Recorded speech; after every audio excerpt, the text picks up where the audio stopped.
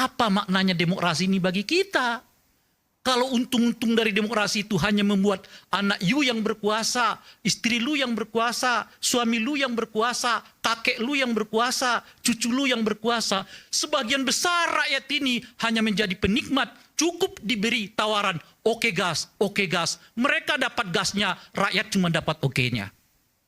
Tentang Indonesia emas 2045, gimana bicara emas 2045?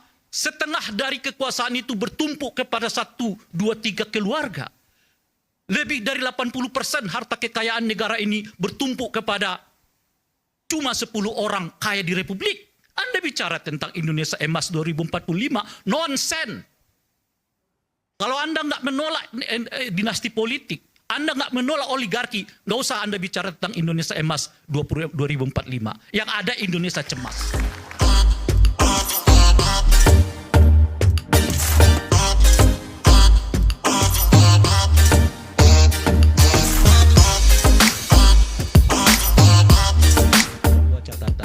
Catatan pertama adalah kesulitan kita memahami tentang moral dan etik dalam demokrasi kita hari ini. Jadi selalu ketika kita berbicara soal kepatutan, kita selalu berbicara ada aturan yang mengatur enggak. Kepatutan itu bukan soal aturan mengatur. Saya tidak mengangkat kaki di sini nih, di meja ini, bukan karena ada aturan yang mengangkat tangan nggak boleh angkat kaki. Kan Bung Aiman nggak pernah menjelaskan ada aturannya kan. Tapi saya tidak melakukan itu. Kawan-kawan yang di samping saya juga nggak melakukannya. Kenapa? Karena kita mempunyai kepatutan. Tidak patut saya mengangkat kaki di meja dalam kondisi yang kayak begini. Tanpa Anda sendiri mengatakan bahwa itu tidak boleh. Jadi kepatutan, moral dan sebagainya itu di atas apa yang disebut dengan boleh nggak boleh. Kalau dalam Islam itu disebut dengan halalan toyibah. Jadi bukan soal halal haram saja, tapi soal toyib, bagus apa enggak bagus. Nah di kita kehilangan tuh yang namakan bagus nggak bagus, patut nggak patut. Etik atau tidak etik, moral atau tidak moral, selalu acuannya kepada boleh. Jadi pendapat Anda bahwa presiden atau mantan presiden harusnya nggak usah ikut-ikutan? Ya, pilkada. Tinggal Anda mau di level mana. Kalau Anda mau berbicara di level aturan itu ya memang dibolehkan, tidak ada masalah. Tapi kalau Anda mau berbicara tentang moral itu tadi, gimana ya menurut saya ya. Orang yang digadang-gadang akan menjadi calon sekjen PBB gitu, lalu tiba-tiba urusannya soal kota Solo. Urusannya soal kota Jawa Tengah, urusannya soal kota Jakarta. Gitu. Saya kira mestinya ya yang mengingatkan ini kepada Pak Jokowi adalah orang-orang yang berada di... Bentar, saya harus fair juga. Ini kan bukan hanya Pak Jokowi, tadi disebutkan juga oleh Mbak Irma misalnya, ada Pak SBY, ada Bu Mega juga. Oke, nanti akan saya mau ke situ. Oke, silakan. Jadi saya akan berbicara soal moral itu dulu. Inilah menurut saya yang yang hampir luput dijelaskan oleh Pak Jokowi kepada publik ini. Bahwa persoalan di dalam bernegara dan berdemokrasi itu nggak melulu soal boleh nggak boleh dalam konteks aturan, tapi baik atau tidak baik dalam konteks berbangsa dan bernegara. Apakah dinasti politik itu boleh? Boleh, udah dinyatakan oleh MK. Tapi apakah yang menyumbang bagi kesehatan kualitas demokrasi kita? Jelas tidak. ICW, kawan-kawan Formapi juga mengatakan lebih dari 30% anggota DPR kita sekarang ada hubungannya dengan dinasti politik. Pilkada kita yang sekarang ini juga marak dengan calon-calon yang bersumber dari dinasti politik. Politik kita sekarang ini kalau dibuat kira-kira asumsinya, mungkin 1/3 dari pemimpin nasional ini berhubungan dengan dinasti politik. Lalu apa maknanya demokrasi ini bagi kita? Kalau untung-untung dari demokrasi itu hanya membuat anak you yang berkuasa, istri lu yang berkuasa, suami lu yang berkuasa, kakek lu yang berkuasa, cucu lu yang berkuasa. Sebagian besar rakyat ini hanya menjadi penikmat, cukup diberi tawaran, oke gas, oke gas. Mereka dapat gasnya, rakyat cuma dapat oke-nya. Mau Anda bicara tentang Indonesia emas 2045? Gimana bicara emas 2045? Setengah dari kekuasaan itu bertumpuk kepada 1, 2, 3 keluarga. Lebih dari 80% harta kekayaan negara ini bertumpuk kepada cuma 10 orang kaya di Republik.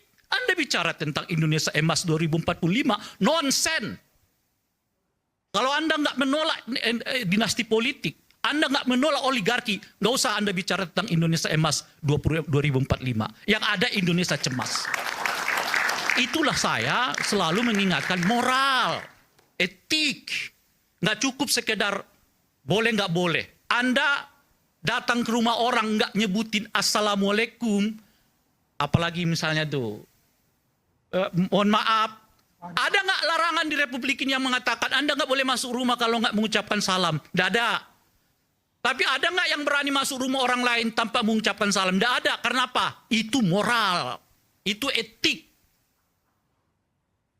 Nah itu yang nggak diajarkan oleh Pak Jokowi selama 10 tahun terakhir ini. Yang selalu dikatakan ada nggak aturan, ada nggak aturan. Nah itu satu. Nah yang kedua, selalu ada argumennya. Dia membuat kok, mengapa saya tidak? Dia melakukannya, mengapa saya tidak? Logika itu membuat kita nggak bisa kemana-mana. Anda presiden, Anda mesti moralnya lebih tinggi dari dia, lebih tinggi dari dia, lebih tinggi dari saya. Sehingga saya punya acuan bahwa moralitas yang terbaik itu ada di kepemimpinan nasional kita. Lalu kalau semua orang mengatakan, Ibu Mega melakukannya, SBY melakukannya, Pak Jokowi juga boleh dong melakukannya. Lalu kita maju kapan? Mestinya mengatakan, saya akan membuktikan dan memberi contoh kepada Republik ini, bahwa sebagai mantan presiden, saya nggak akan cawe-cawe dalam konteks apapun. Apalagi saya nggak punya apa-apa untuk cawe-cawe. Saya yang nggak punya partai, nggak ketua partai, nggak anggota partai, nggak pengurus partai. Lebih mungkin saya bisa mengatakan saya berdiri di atas semuanya. Karena apa? Karena satu, saya nggak punya apa-apa terhadap itu. Dan yang kedua adalah saya memberi contoh supaya tidak ada lagi argumen-argumen. Dia melakukannya kok, dia melakukannya kok, dia melakukannya kok. Jadi ibarat kata, karena semua orang bergosip, maka boleh bergosip, kira-kira begitu. Lalu kapan kita selesai dari pergosipan? Nggak akan selesai. Karena nggak ada yang mengatakan kita keluar dong, jangan bergosip. Dan yang paling unik, yang tidak mau keluar dari situasi itu, justru adalah elit-elit dari rakyat ini. Rakyat ini dibiarkan untuk saling mencontoh apa yang tidak elok bagi Republik. Karena dia boleh, ya saya juga boleh. Mestinya sebagai mantan presiden, saya memperlihatkan kepada Anda semua, inilah etik, inilah moral, inilah standar dari seorang mantan presiden. Saya tidak menjadi ketua umum partai politik, saya tidak urusin lagi soal ini itu, saya pure hanya menjadi ikon dari Republik ini. Seperti pernah dilakukan oleh Habibie. Apa yang dilakukan waktu itu? Jangan jadi apa-apa kan? Apakah dia kampanye? Tidak. Apakah ia cawe-cawe dengan perkara? Tidak. Dia diam saja. Waktu pemilu 99 maksudnya? Setelah beliau jadi lengser. Oke. Pada saat pemilu 99 juga tidak melakukan apa-apa. Setelahnya juga tidak melakukan apa-apa. Mengapa itu bukan jadi contoh? Mengapa itu bukan jadi referensi? Dan sebetulnya banyak tokoh-tokoh di Republik ini yang moralnya seperti itu.